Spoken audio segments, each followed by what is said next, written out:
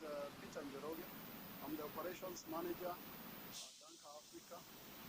KeNHA Africa is the management contractor contracted by Kenya National Highways Authority to manage the way bridges in the River cluster, Gilgil cluster, and also the virtual way bridges on the eastern side of the country. In our country, the law stipulates that an axle should not exceed 8 tons if it is an axle with 2 tires. But for 4 tires, the axle can carry up to 10 tons. So for different categories of vehicles, we have allowances for how much weight a vehicle can carry. That is why you find that for the lowest category, that is vehicles with 2 axles, the maximum weight allowed is 18 tons, where the first axle is 8 tons and the rear axle is 10 tons. We also put into cognizance the fact that sometimes when cargo is on transit, it can shift a bit. So the authority, that is Kenya National Highways Authority, who has contracted us to do the work, has given a 5% tolerance. So in case the cargo shifts, as the vehicle transports the goods, the transporter will get allowance of 5% without being charged. Beyond that, they are allowed to distribute and continue with the journey. But for those who are carrying cargo above the legal gross vehicle weight, which is different for different kind of vehicles, those ones, they have to be surcharged.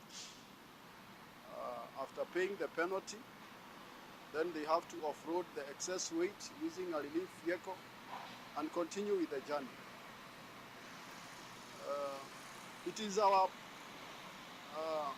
desire that we don't delay anybody at the way bridges. That is why you'll find that on all the way bridges that we have in this country, KeNHA has really tried to install what we call high-speed way in motion, where the vehicles are weighed as they move, and only those who are suspected to be overloaded are diverted to the static weighbridge stations. And an example is where we are now. This is at the river static weighbridge on the Mombasa-bound side. So if you are able to pass through the station, you will find that there are vehicles which do not get into the weighbridge because they have been weighed on the highway and found to be compliant. And even those who divert, majority, like 98%, are also found to be compliant and they proceed. It is also important to say that KeNHA has highly automated the weighing stations, and the element of human intervention is very low. So the decisions are made by the equipments, and there is communication that is done to the transporters through public display units. So as the weights are captured by the weighing scales, the drivers are able to see what their vehicles weigh, axle by axle, and even the gross vehicle weight.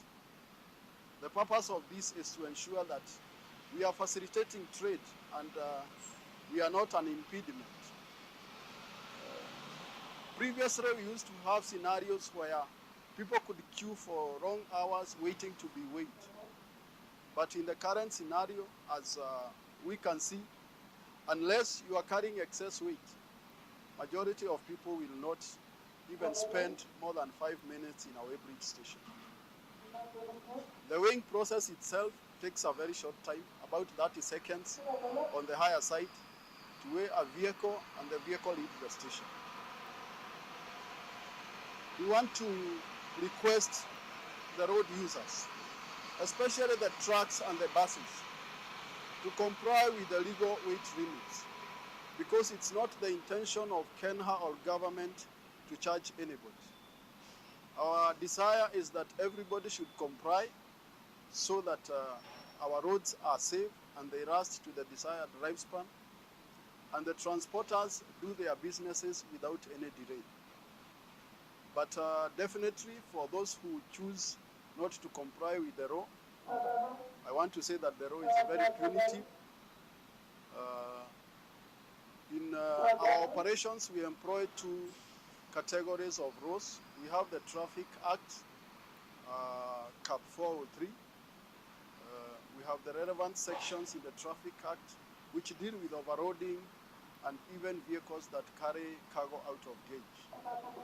We also have the East African Vehicle Road Control Act of 2016.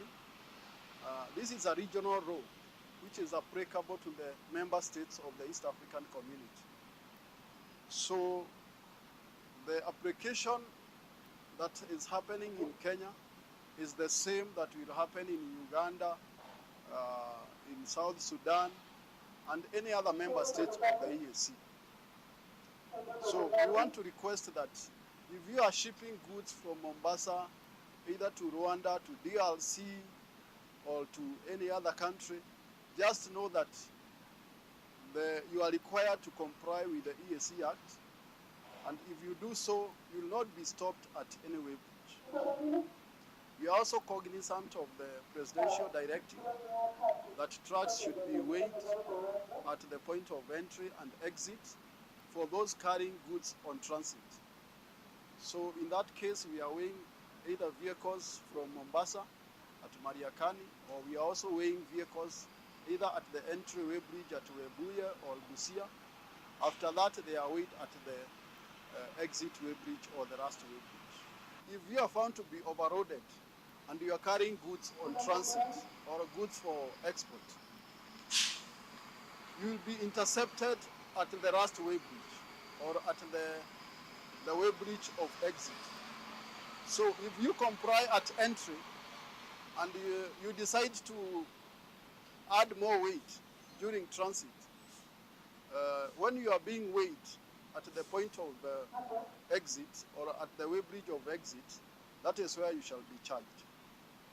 Because of the terrain or the nature of our road networks, sometimes we are going downhill, sometimes we are going uphill. There's definitely the likelihood of cargo to shift from the front backwards or vice versa. And it is as a result of that, because the weight is captured through the axles, or the weight is transmitted to the road through the axles of the vehicle or the tires of the vehicle. And that is what is weighed at the weighbridges. So if there is any shifting of the cargo, that will be picked when the vehicle is being weighed. And if the cargo has moved forward, the transporter will be asked to rearrange the cargo and proceed with the journey. If it has moved backwards, the same case. Vehicles fitted with a lift axle are vehicles that, when they are not carrying any cargo, the mechanism under which they operate is that the axle will be up. But for a properly functioning vehicle with a lifting axle, the mechanism operates in such a way that the axle will automatically go down if the vehicle is loaded, and the driver shall not be able to lift up the axle. But we have had cases where some transporters tamper with this mechanism and they are able to lift up the axle even when the vehicle is loaded. As a result of this, what happens technically is that there is what we call weight transfer. The cargo shifts, the weight transfers to the adjacent axles, making them to be overloaded, because what could be carried by the lifted axle is now being carried by the adjacent axles.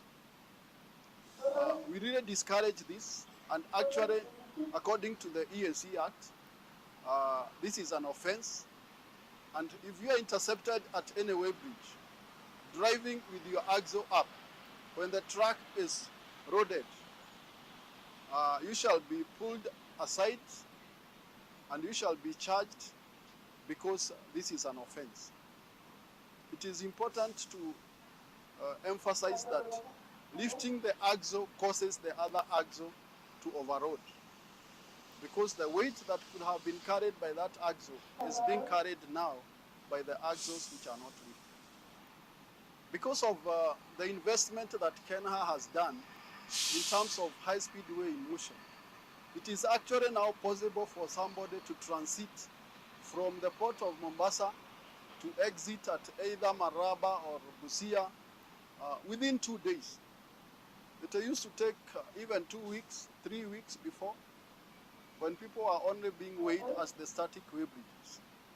But now it's possible for a vehicle within 24 hours to cross through our country and enter into our neighboring countries. But we are also cognizant that the drivers should also take some time to rest. So people should not drive more than 8 hours. Thank you. KeNHA has really embraced the issue of stakeholders engagement. And as a result of that, we are working hand in hand with the Truckers Association of Kenya, TAK. There is also KTA and other bodies, including some buses now, they have come to form organizations. And the purpose of all this is to ensure that everybody embraces compliance, because the road belongs to all of us, including those who don't have trucks, including those who are not using the road to ship cargo, but just for purposes of moving from one point to another. And as a result of the engagements we have had, we have seen the number of self-regulating circles increase in our country. I think they are now to the tune of 140 self-regulating circles across the country. As a result of that, we have really seen great improvements. It is not the desire of the authority to charge anybody. Actually, we have no objective of collecting any fine in the way bridges. It is our desire that everybody would comply, because out of that, our roads will last to the desired lifespan. Inspector Adam Sharama. I'm Deputy OCS at the Riverway Bridge. Basically here, what we are doing is an enforcement concerning the axle load. We are assisting